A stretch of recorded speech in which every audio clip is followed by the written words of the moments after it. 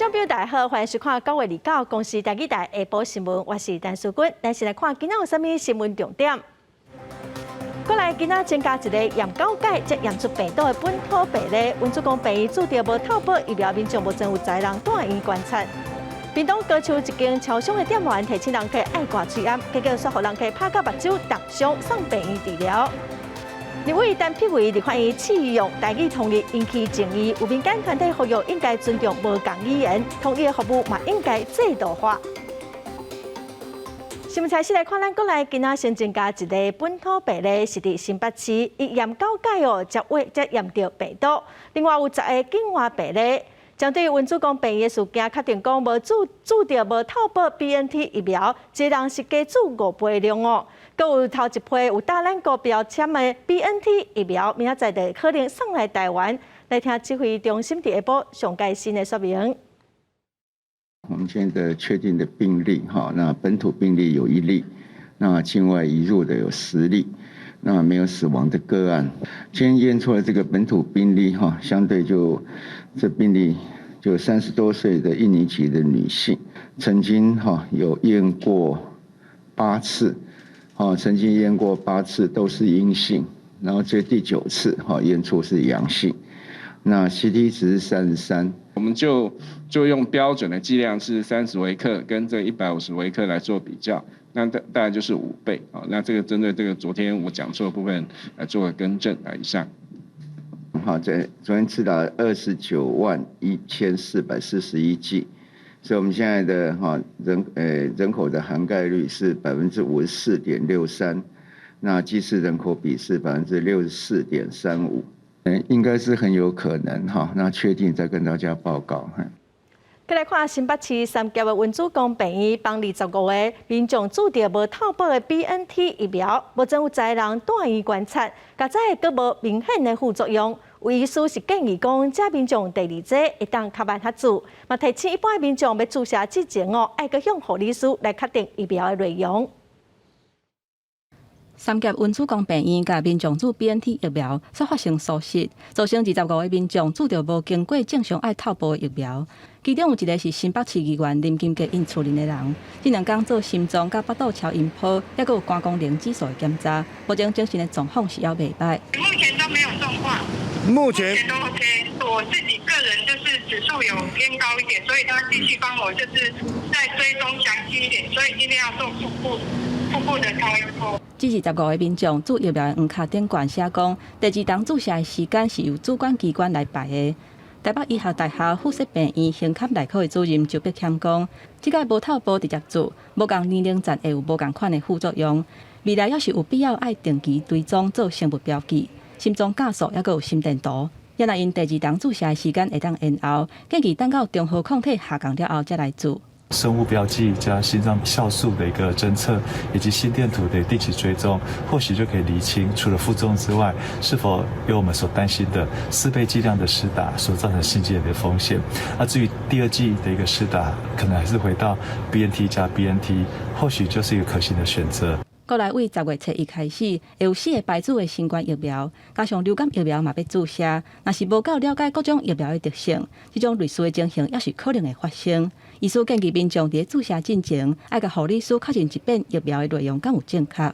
每种疫苗有些需要稀释，有些并不需要稀释，有些是多瓶装的，有些是单瓶装的，真的需要大家很谨慎去做。护理人员交接无确实，引起真大风波。未来要安怎预防类似的情形再发生？也若接手文主公病院注射站工课阿东病院医师表示，规个流程为报道、门诊、注射，还有开户观察，都已经累积一定的经验，会遵照药师配发的剂量，再由护理师来注射的程序。记者综合报道。这个月2早起屏东高树一间超商的店员提醒一个人客爱挂嘴暗，结果人客不满攻击这个店员，店员的目睭灼伤了，真严重，送病院治疗。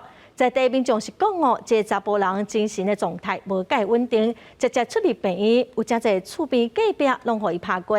医师嘛建议讲，这病人应该爱住院长期治疗。将日来收银台，男子甲女店员的颔棍随条的攻击伊的目睭，导致伊的目睭、鼻骨拢受伤，得爱开刀。他跟他说应该有讲一些说要他要戴口罩。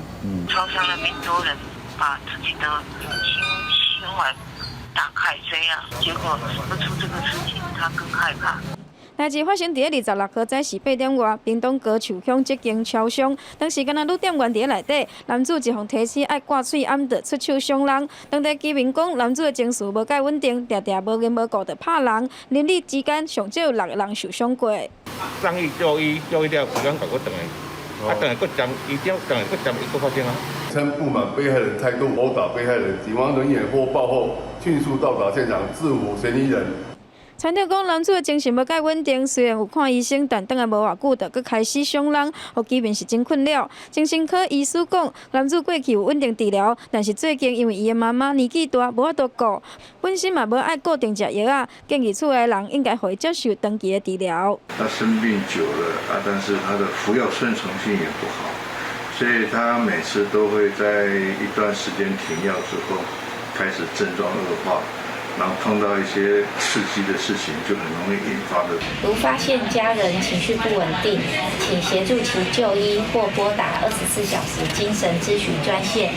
政府表示，伤人的男子已经带医来治疗，嘛呼吁家属若有需求，会当请公部门来协助。而女店员的伤势，厝内人讲目睭已经开刀了，佫爱来开刀治疗片仔，但是视力才会有影响，佫爱看后续的观察。记者王刘婷、陈显坤屏东报道。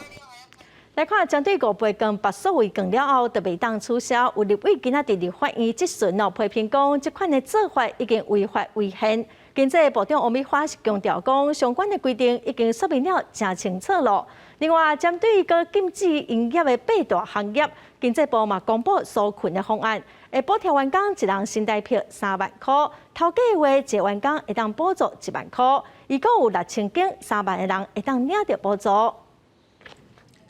进行5倍券开放数位绑定了后，有民众就感觉真后悔，想讲要甲改做纸本的，毋过煞无法度变更转来是咧嗨嗨餐。有立委伫咧经济委员会就咧宣讲，限制人民绑定数位券的做法，这是已经违法违宪啦。不能取消，不能改版，不能换领纸本券，没有反悔的空间。如果说宪法来讲，你现在的作为不得取消这件事情，你是违反宪法第23条的。这个规则都有讲得很清楚。那我们政府要给5倍券这个部分是政府的一个受益的处分哈。那到底人民要选择纸本或5倍都有很清楚的。王美花表示讲，伫公布5倍券进前，这个规则就和大家讲好势啊。因为疫情警戒从7月27降到2级以来，8大行业共款拢是袂当开。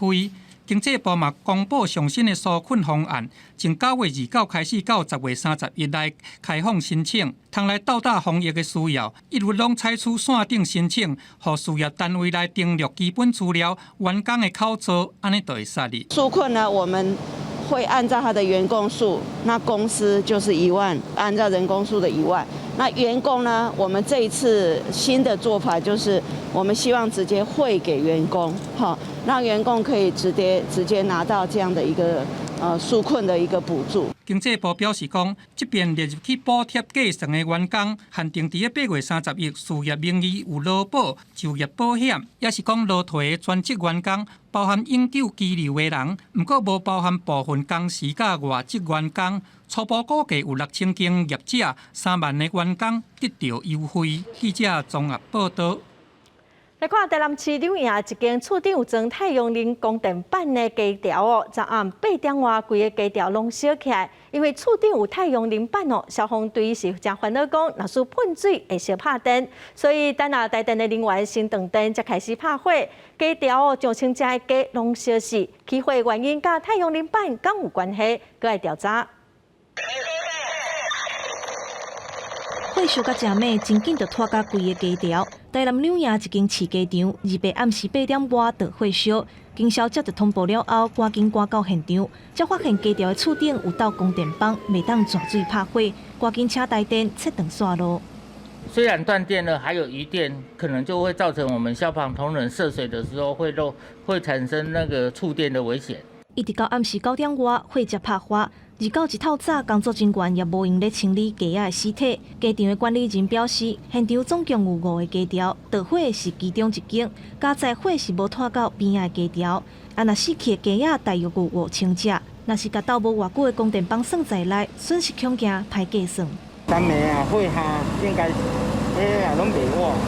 哦，你若挂太阳能的哦，开锅给太阳能的嘛，唔知爱偌济。我们上山玩一休讲哦。干电啊？是否是上面的太阳能板燃烧，还是下面的机设一些电器设备用电造成燃烧？可能还要进一步厘清。加在这个代志无造成任何人受伤，若事故详细原因要该当火调人员进一步勘验调查。记者综合报道。再来看台塑6轻昨下晡举办毒气外漏的演习，云林县政府嘛表示讲，除了会要求6轻以外的资讯爱透明，嘛望讲台塑应该爱使用 AI 人工智慧毒物侦测系统，用科技来侦测减少人员受到毒气的污染。6轻车库内有工作人员为高空光线因架摔落来受伤，边仔有人被外射导击抛去倒去裤骹。消防环保局接到通报，赶紧派员来抢救。先架设除污的设备，并用大量的水来清洗被污染的人员。这是28号下晡在台塑6轻头一届举办无卡本的演习。那毒化灾的演练，大家可以看得到，它要有 A 级防护衣，包含可能受伤的这些民众这些员工他们要如何透过除污将这个可能会附着在身上的一些毒化的东西把它清洗掉。为了要加强6轻对公安事故发生后应变，这次演习又出题款随机提出公安意外情形，和车区和抢救的单位应变。希望6轻面对各种公安事故，拢会当加强资讯的透明度。另外，环保单位嘛建议6轻未来会当导入 AI 毒物侦查系统，减少人员进入污染的地区。说它未来可以导入一些声光辅助系统，因为我们常常发现就是说这个6轻它的事故都在夜间，那夜间部分其实有时候因为照明不明，有一些小那个失误的部分，建议他们是导入所谓的 AI 系统。有外交表示，这次联合演习出动900人员，因为台塑6轻是国内上大的石化园区，内部化学物品多，希望透过无卡本的演习，测试6轻和各部门的应变。上重要是要求6轻要做好事故发生后资讯透明和通报，让邻近的大户会当有安全的生活空间。记者为你报道。来看台湾执政党的立委陈碧维，伫立法院启用打开始办理的台语通译，出席国防部长邱国正。也毋过部长却希望讲立委讲华语就好，引起争议。有民间团体今仔去立法院来表达支持统一的服务，建议讲这款服务应该爱制度化。伊嘛呼吁各界应该尊重无同的语言，强调讲语言绝对唔单单是沟通的工具尔。你有够阿爸啦！我没有阿爸。今仔日若法国人徛伫遮，你会叫伊卖讲你会叫学中文吗？立法院正式的会期开始试办语言通译。台湾基政立委陈碧维27用台语来接询国防部长邱国正，大声启用台语通译，互这个口译人员现讲现翻来翻这个质询内容。不过邱国正伊无采纳，两个人是安尼冤家袂煞咧西尾。各位大声做起！各位大声做起！对这件代志，民团29去立法院支持通译服务。因话讲语言平权，就要落实这个现讲现翻的通译，佮要求真济诉求，包含国会、政府机关的官员都要守法，口译就要讲现翻，强化质询的效率，甲国家语言通译证照都要加制度化。同步通译可以建立的话，那不同的民意代表、立委可以用这个自己选民的语言去做质询，那这是足大的进步。我感觉讲无语问题就是咱家己的基本人权，咱台湾是一块多语言、文化多元的宝岛。现场嘛来真侪少年人咧支持这款语言的通译。强调讲语言唔只是沟通的工具，表现讲台湾人的文化。针对目前立法院敢若提供台语、客语的这个通译服务，欠缺原住民通译，原住民的少年人嘛当咧拍拼讲要找回因的族语。我们的语言能够被正大光明的使用哦，不是说这种躲在偷偷摸摸，然后甚至我们在立法院看到这种又好像回到过去那种讲华语，就现在我想这个语言好像比较高级。民团强调，立委代表民意，用家己的语言替百姓来讲话。伫这个时阵，立法院提供通译服务，展现国家语言发展法传达多元文化的声音。嘛，希望立法院都爱甲这个制度甲做较点阵咧。记者综合报道。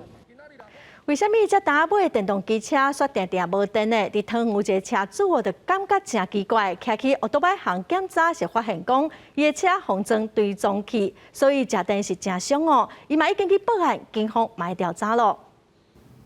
3月才拄买机车，煞定定无电，试几啊摆电也共款。车主家小姐请汽车行做全车检查，才发现警车卡内底竟然互人装对撞器。我会感到非常的害怕，是因为他居然可以来我家这样子神不知鬼不觉的偷装这种东西。如果对我家人怎么样，那我怎么办？我也第一次碰过，现在这个电子追踪器。我们想不可能新车就出问题啊。因为跟他充电充了2次，结果跟他面板打开来一看，怎么有一个电子零件？他一看要求电子追踪器在里面。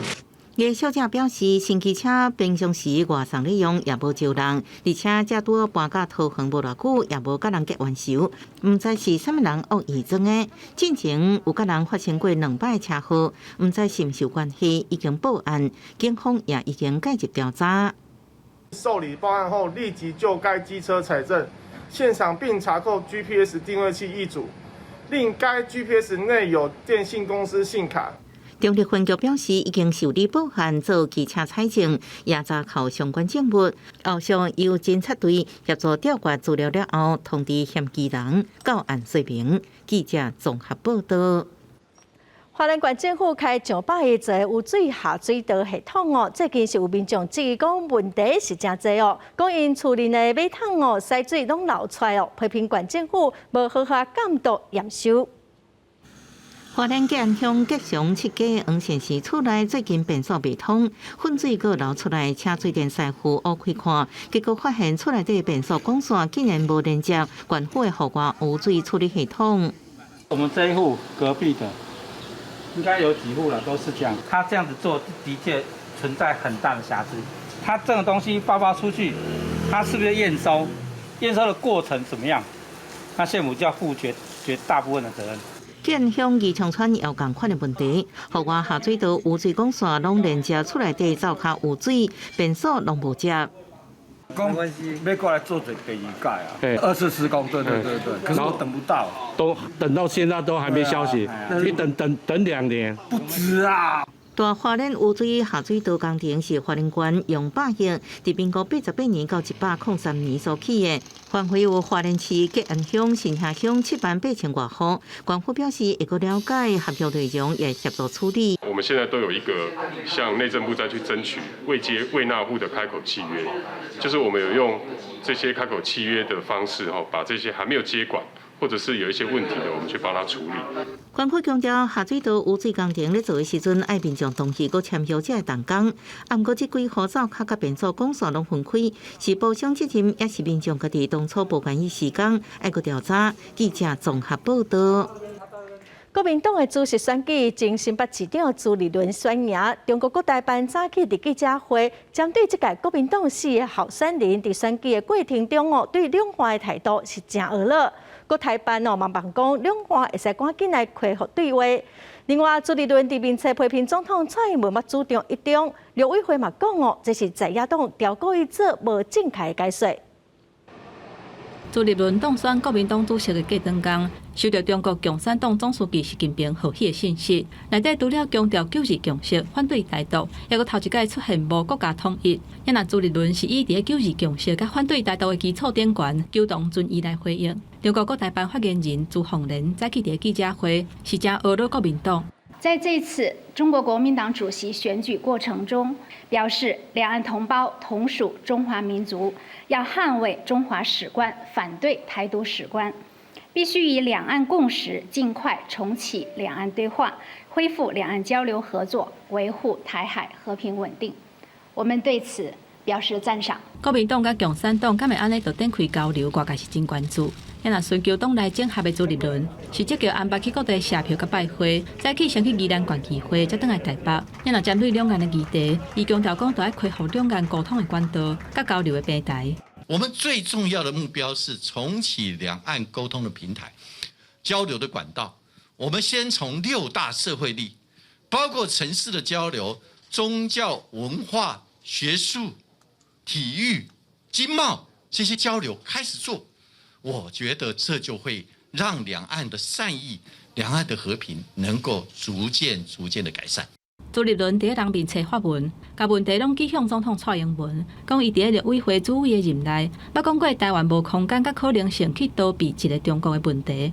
立委会对此嘛发声明，强调蔡总统伫两岸的政策是真明确，在野党挑工乌白解读，呼吁无应该对专制政权有无实际的幻想。也若针对中国禁止进口台湾的石刻甲len物，朱凤莲讲，中国的海关几啊届甲台湾通报，讲进口的水果无合格情形，嘛提醒台湾都要加强源头的管控。不过并无得到改善，而且佫批评台湾唔通佫补遐政治的动作。记者综合报道。立法院早起审查新任的中选会委员提名的名单哦，有立委是关心讲，敢是有进步，显示讲有公投发起者违反渗透法，背后有中国资金的斗相共。方提名连任的中选会主委李进勇是表示讲，伊目前无收到这类的情报。立法院内政甲司法法制委员会29号举行联席会议，审查中选会委员提名名单。因为去年才拄实施的反渗透法规定，袂当接受境外敌对势力的指示委托，也是资金来做公民投票案。有立委是关心讲，到这类的消息，还有中选会会安怎应应？我们不是主管，也没有接到这方面的情资了。你怎么不是主管？我刚刚讲了，就是反渗透法里面有规定，他就不能从事任何跟公民投票的行为。那我们基于这个职责，还是应该要知会或者是告发，或者是移送相关的法律主管机关去做处理。立委关心是应该来废除，还是降低选举的保证金来保障弱势族群的参选权利？几名被审查人拢认为讲应该来维持即卖制度，但是会当来降低保证金的金额。某人认为也是有通过联署，会当考虑唔免用保证金。因为我们保证金跟联署都是为了要确保我们选举人这个被选举人这个的认真参选的程度。那我会认为，如果假设有联署制度的情况底下，我其实会赞成要废除保证金这样子。就是有联署制度应该要废除啦。那如果说我们要维持2个并行的话，那我就会建议是用2的方式，就是我们维持，然后降低这样子。六位被提名人嘛，拢对着公投无再一投票表示正面的态度，认为先伫咧议题性的公投来实施，对着未来的选举是有帮助。李进勇嘛再度来表示，以即马立法的进度来看，可能上紧伫2023年会当来实施。记者张志雄、曾志成台北报道。调查局传出讲有查扣的毒品碰见哦，佮有笔录外流。调查长李文忠今仔又佮出面回释咧，嘛坦白讲调查官确实有问题，已经移送高雄地检署侦办咯，会追究责任。嘛规定讲未来无必要伫做笔录的时阵，袂当使用手机啊。另外查扣的毒品嘛袂当佮交予承办人员来保管咯。调查局毒品互人偷摕去，迄时阵咧做调查官的施小良涉嫌监守自盗8年，甲毒枭挂钩，偷卖扣案的毒品。案件还未结束，调查局南基站阁标出侦查笔录碰进去，提示资料遮影本，互证人偷偷炸走，连续风波重创调查局的形象。局长李文忠阁一摆回释咧，笔录遗失案，造成大家的关注跟纷扰。再次的代表调查局跟社会大众致歉，确实是对调查局造成相当大的形象的伤害。因为调查官约谈的期间，疑似背手机无注意，致使证人有机会偷走笔录，佫涉嫌通风报信。调查局承认初步调查有疏失，涉案的证人甲调查官已经移送高雄地检来侦办，佫追究行政处罚。针对笔录外泄，法务部也表示已经全面检讨，要求办案人员应该要全程注意目视受询问人的态度。动态，以及并留意案中的一个收字，制作笔录时非有急迫情形不得使用手机。另外，靠岸的毒品，互人调包逃避，调查局已经推动强化类空机制甲防备措施。未来靠岸的毒品免阁互承办人负责保管。法务部长蔡清祥强调，未阁互同款的情形阁发生。记者综合报道。来看台中有一个民众因为清4天的病假，互头家扣8000块的薪水，这个员工认为伤过超过了。也毋过头家是讲这个员工定定请假，严重影响到工厂运作。目前这个员工已经离职，劳资争议案件嘛在处理中台中市的劳工局早起嘛去这间公司劳动检查。这位周小姐摕过急单控诉，伊伫台中大道的一间工厂上班拄满6个月，月级是24000块，不过只要请假，扣的薪水拢无合比例。亲像3月份请4天的病假，就好扣8000块，根本逐个月拢发生相像的状况，生活实在是歹度日。他就说他们10几年来都是这个样子在扣薪水的，对。然后说我去劳工局也讲不了他什么啦。他说他没有违法，他说叫我要告去告啊。工厂的头家表示，这位周小姐已经是头路，伊伫过去时常请假，已经造成管理上的困扰，目前进入劳资争议的仲裁的阶段。他一天到晚就是要请假，搞得我们公司也没有办法管理员工。如果每个员工这样子，我工厂就不用开了。所以这些东西都是他一方面的想法。台中市劳工局29日透早要对这间工厂劳检，来查出勤的记录，还有薪水的资料，会针对劳工的工资敢有比基本工资更较低，是毋是无规条钱直接给付，还有劳工继续工作满一定的期间，是毋是无照规定分配特别休假等等的代志来展开调查。如经检查发现该单位有违反情事，那劳工局将会依违反劳动基准法第21条、22条及38条，并依79条分别处以新台币2到100万元的罚款。劳工局表示，若业者有违法，3项加起来可能罚价300万。目前双方拢讲家己的讲法，这事实搁要等待厘清。记者综合报道。再来看中国甲欧盟举行第11轮的高级别战略对话，双方嘛有讨论到台湾。欧盟的代表普瑞尔是表示讲，欧盟有兴趣甲台湾发展合作，嘛肯定讲台湾是理念正瓦近的重要经济伙伴。也毋过欧盟并无承认台湾的国际地位中国的外交部是发新闻稿表示讲，欧盟长久以来拢坚持一个中国的政策，嘛袂甲台湾地区有官方的往来。中国外长王毅甲欧盟外交和安全政策高级代表朴瑞年28举行第11轮的中国欧盟高级战略对话，讨论欧中关系、国际和阿富汗、缅甸甲印度太平洋这区域的问题。各领域对话合作以及国际和地区问题交换看法，推动中欧关系健康稳定发展，共同应对全球性挑战。双方嘛讲到台湾。根据欧盟对外事务部公布谈话内容，朴瑞年伫会中强调讲，欧盟是遵守一个中国的政策。伫这个时阵，欧盟甲其他的成员国嘛有兴趣甲台湾的发展合作，肯定台湾是理念相倚的重要经济伴。不过，欧盟无承认咱台湾的国家地位。中国外交部表示讲，一个中国的原则是中国甲欧盟成员国发展关系的政治基础。欧方未和台湾开展官方的交往关系。Eastern European countries, including Poland and Lithuania, are on the front lines, resisting such threats. They are courageous enough to stand up to the challenge, and they are courageous enough to reach out to Taiwan and point out that democracies should support each other. 外交部长吴钊燮伫28即天伫美国的研讨会顶悬发表演说，批评中国不三时搁咧对台湾施加军事甲安全的压力，搁甲俄罗斯做伙来欺负东欧国家。已经有不少欧洲的朋友呼吁讲，欧盟甲北约应该要保护伊的会员国，免去受到亚霸国家的威胁。记者综合报道。来看，比如昨公告讲要提供旅游气泡的旅客要注疫苗的话，会当自由选择辉瑞 BNT 还是莫德纳。秘鲁的卫生福利部通知讲，对10月份开始会提供辉瑞 BNT 甲莫德纳2种疫苗予游客来选也毋过因为莫德纳的数量是真有限，每一班飞行机上少10个，上侪30个名额。辉瑞疫苗都无限制秘鲁伫8月份要暂停提供莫德纳即马又搁开放。秘鲁政府嘛规定讲，无注疫苗也是注好头一剂的民众会使去秘鲁来注疫苗。也毋过，若是干想要去佚佗无愿意注意风险，就无法度入境两当拢注好的人嘛，爱提出证明，才会当入境。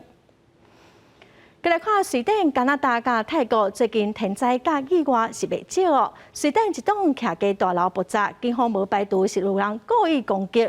伫加拿大有矿工掉伫矿坑内底已经救出35个人。伫泰国，因为风台落大雨，高度大城府是淹大水。警消赶紧甲患者送病院，现场规个是4架照乌烟。瑞典高调保持2月透早发生徛家大楼爆炸导火事故。根据路透社的报道，至少有10来人受伤送病院，其中4个人是伤了较食力。警方当地调查导火原因，目前已经排除是假使有漏，也若敢是有人挑工甲爆炸的装置放伫现场，还阁来调查。目前大楼的住户是已经全部拢撤离。Det håller vi på och undersöker om det kan finnas en eventuellt måltavla som är fastigheten. Det vet vi inte ännu, men det är sånt där vi håller på att undersöka då. 另外，加拿大设特霹雳的一个矿场，2月嘛发生事故。巴西采矿业者淡水河谷公司39个矿工因为载工人的车歹去，所以掉伫土底。加在目前是无人受伤。路透社引用因公司上届新的讲法，目前已经救出35个矿工，剩4个人还阁伫脱困当中。人家厝、庙还阁有古迹，全部拢浸伫水底。伫咧曼谷北边60公里远的泰国古都大城府，最近受到热带性低气压电波的损伤，是规个造大水真严重。泰国防检在厅表示，电波造成30个省造大水，其中搁以中部地区是上界严重的。目前已经知影这个水灾至少造成6个人死亡，2个人失踪。公司新闻林浩如编译。来自全球将近400个少年人，总伫意大利的米兰参加气候变迁青年行动峰会。18岁瑞典气候少女童贝里伫会中是指控各国政府空嘴报纸只晓讲一寡好听话，因是要求世界各国爱落实减少碳的排放。Net zero, blah blah blah, climate neutral, blah blah blah. Our hopes and dreams drown in their empty words and promises. Of course, we need constructive dialogue, but they've now had 30 years of blah, blah, blah, and where has that led us? 政府客气指控各国政府讲的拢是废话，承诺空虚的减碳热能愿景，实际行动力因讲是零。158科救地球行动引起全球青年对咧做的瑞典气候运动家童贝利，是这场气候变迁青年行动峰会火力全开，还有来自非洲、大洋洲等气候变迁重灾区的青年代表，要求付出国家对高排碳负起责任，承诺的项资赶紧到位。Africa is responsible for only 3% of global emissions, and yet Africans are already suffering some of the most brutal impacts fueled by the climate crisis. Rapidly intensifying hurricanes, devastating floods, and withering droughts. Many Africans are losing their lives. No more empty conferences. It's time to show us the money. It's time, it's time, it's time. And don't forget to listen to the most affected people and areas. Thank you. 成群的呼吁得到来自200个国家将近400个青年代表留在回应。不过，对大人世界当中的凊彩承诺，青年代表已经真厌烦，甚至怀疑这场峰会也是各国政府策划的缓兵之计。联合国气候变化公约第76摆缔约国会议10月31特别伫苏格兰哥斯拉戈召开，争取各国减碳计划加组装对抗气候变迁资金是重点。青年代表就说要继续监督施压，推进具体行动。公司新闻是会中编译。104年的苏德勒洪台造成南四溪土石啊放弃，水是变甲真落，净水厂嘛无法度处理。台北市对108年开始推动翡翠段的水管工程，早起宣告讲已经贯通了。另外，鼓山段嘛按算112年会当贯通全部拢完工了后，大台北地区600万人用水会如有保障。翡翠原水管工程翡翠段泵坑正式贯通，台北市长郭文泰特别来主持贯通仪式，象征翡翠原水管工程迈向新的一步。108年7月15开工了后，泵坑工程24点钟完工。翡翠段贯通了后，旧线段按算伫112年贯通，全线完工了后，会提升大台北地区600万人的用水保障。不管台风怎么强降雨我们送到净水厂的水都还是比较干净的，那也就不会造成再出现那个防浊水的问题。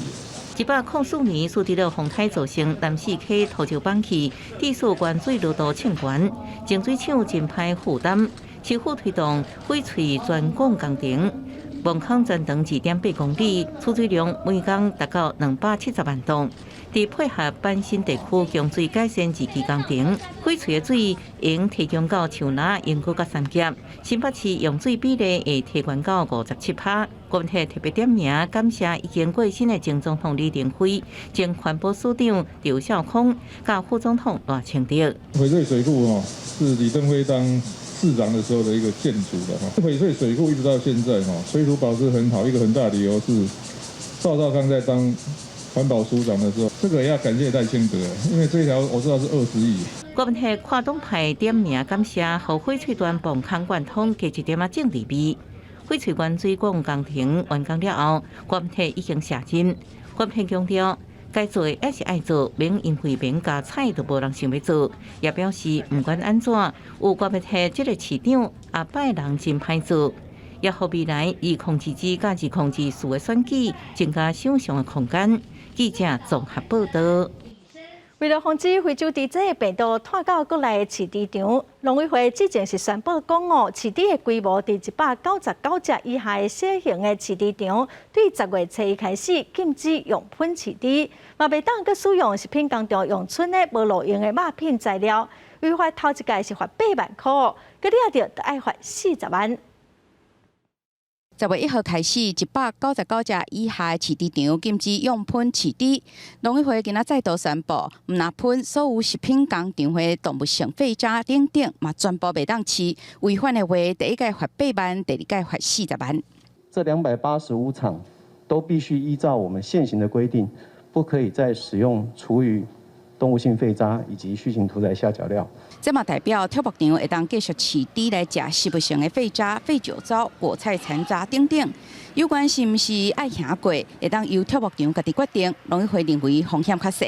这个不是只有199头以下，而是任何的畜牧场，它本来就是有在用很多的植物性的这个酒糟、酒粕等。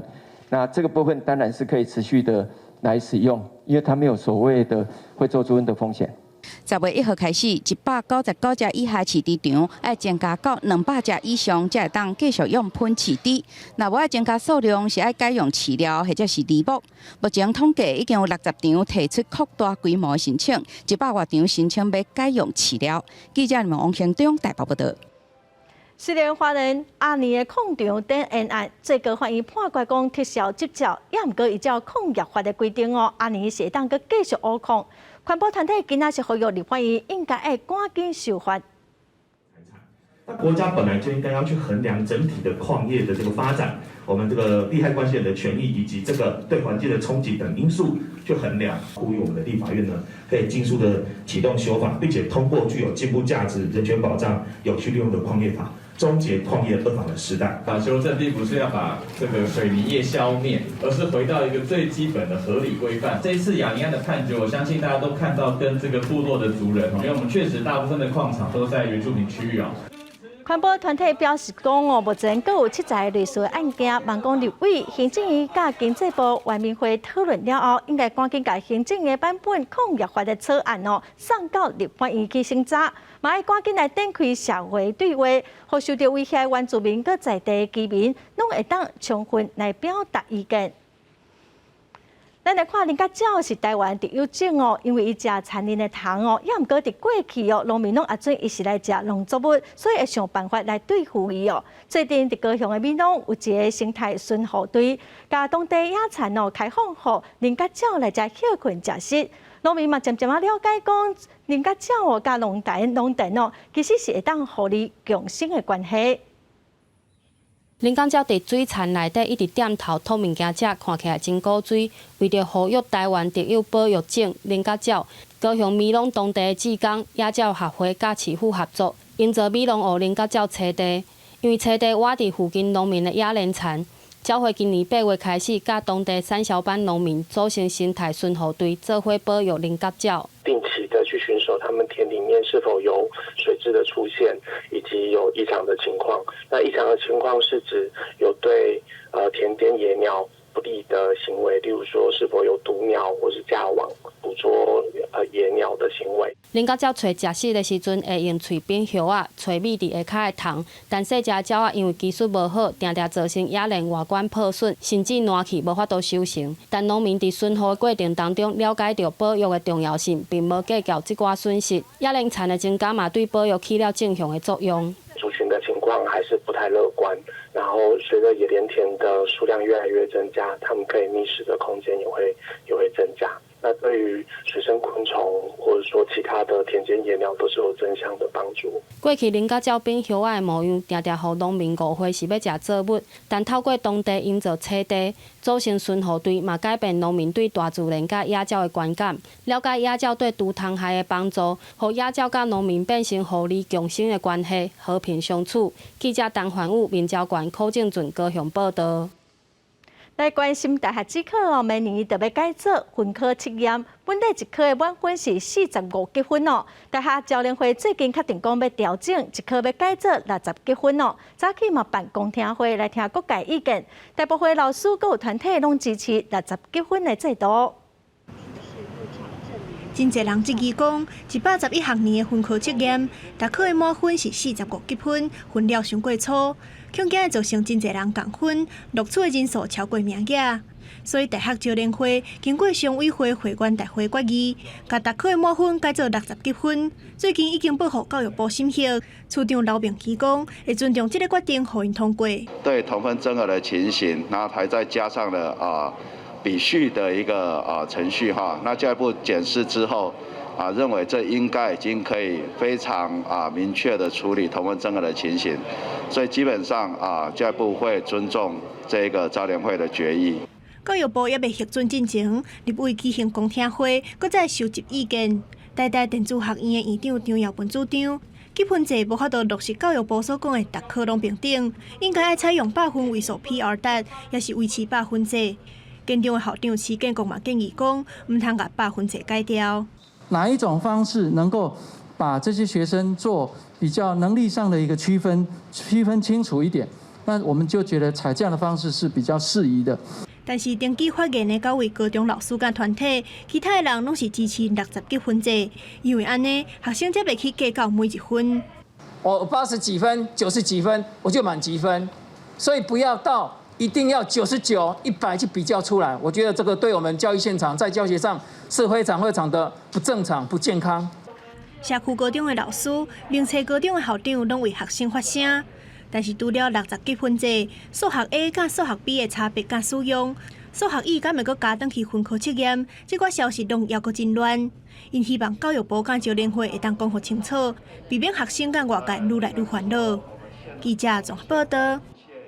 台湾伫2025年会进入超高龄社会，每5个人都有一个65岁以上的老大人。老人福利推动联盟之前调查嘛发现讲，65岁以上的民众的幸福指数满分10分，因平均是有超过7分。也毋过一寡老大人常常拢会感觉真孤单。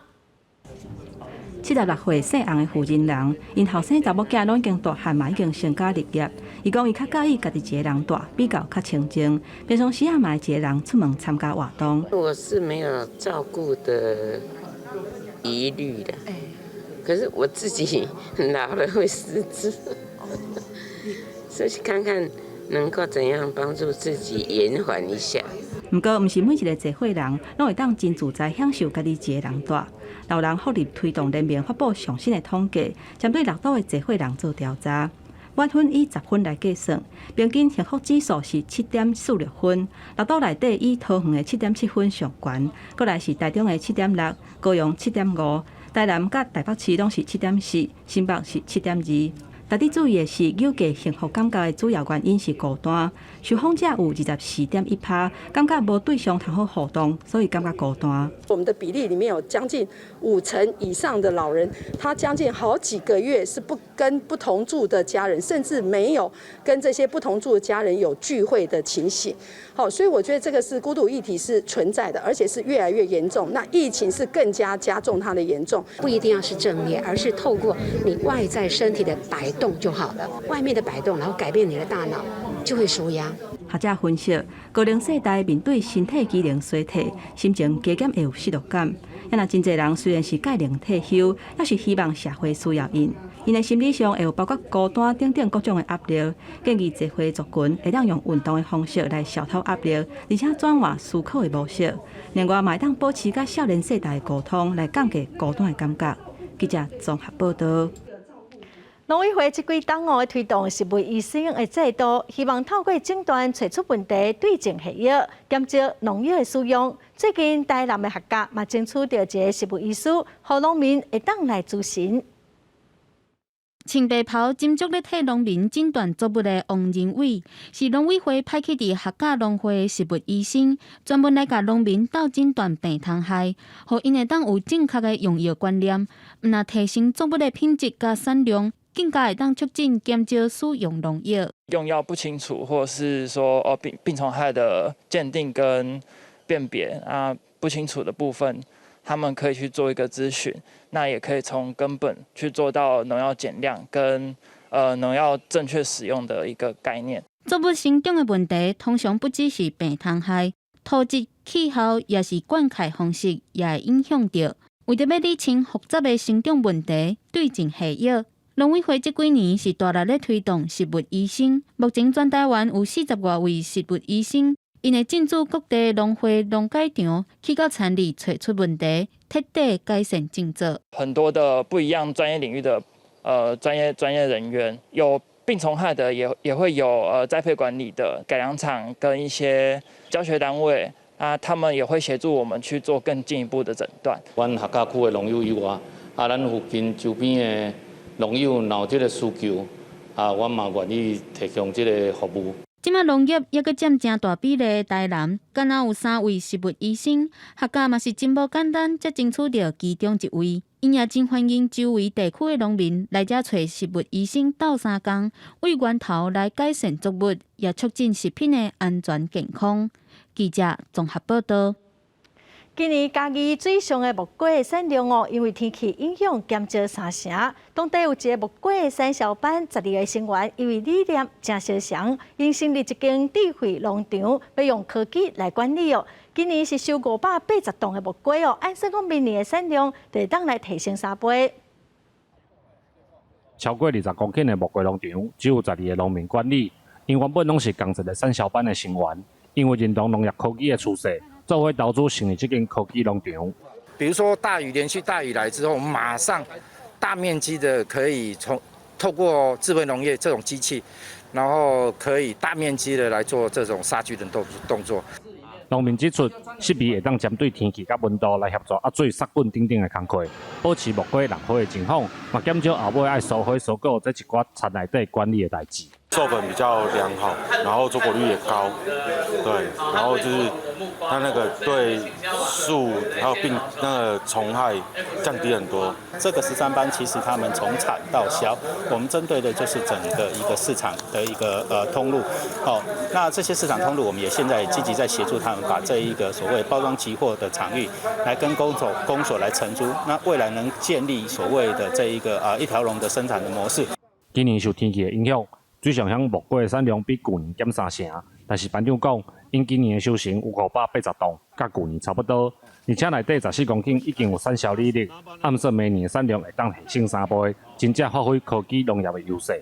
记者林慧婷，嘉义报道。来看云林东势乡的外卖社区，为着要让阿公阿嬷甲孙仔会当互相了解、增加感情专工互阿公阿嬷带孙仔做伙来画图，甲因生活的故事画落来，透过这个画，嘛互阿公阿嬷来讲因古早的故事。囡仔画图个大纸，真专注地甲因阿嬷的模样，用伊的方式创作出来。一阵老甲子同齐伫现场画图，看起来是真甘心。这是婚林当时的画埋社区，社会处办课程，和阿公阿嬷甲孙仔做伙创作绘本，画出生活的故事。好玩，今天可以跟阿公阿嬷一起玩，很好玩，很开心。真趣味，足热情咧，甲阮上啦上课，也毋捌听到这款故事咧，今日头一遍啦，足热情咧甲阮讲，阮嘛真注意咧甲听。留偌久毋捌甲阿公阿嬷好好坐倒来开讲，做伙完成一件代志。现代人生活无闲，娱乐的选择阁较济，渐渐和老一辈时代就较无交叉，也互相无了解。透过这个活动，通加深阿公甲阿嬷佮有孙仔之间的感情，也互细细听时代精彩的人生故事。今仔日特别，甲咱的阿公阿嬷，甲咱这个孙仔，含伊的孙仔做伙带来甲咱这个社区的据点。和因阿公阿嬷含孙仔做伙共同去想一个故事，还是讲是画一个心情，还是画伊过去这个在地咱这个所在地方的生活历史。和阿公阿嬷透过这个画图的过程，含孙仔去做一寡对话。孙仔会当家己的感想，还是讲对着阿公阿嬷的这个感情，在这个过程当中表露出来。老师也结合声音甲图画，互来参加的民众发挥创作力，用绘本记录生命的故事，也表达因的心情。记者综合报道。下半部的天气，咱来看各县市详细资料。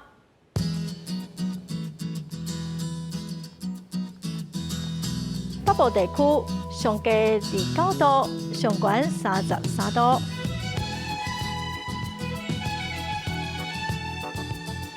中部地区上低29度，上悬34度。南部地区上低29度，上悬33度。东部地区上低28度，上悬32度。外岛地区上低27度，上悬32度。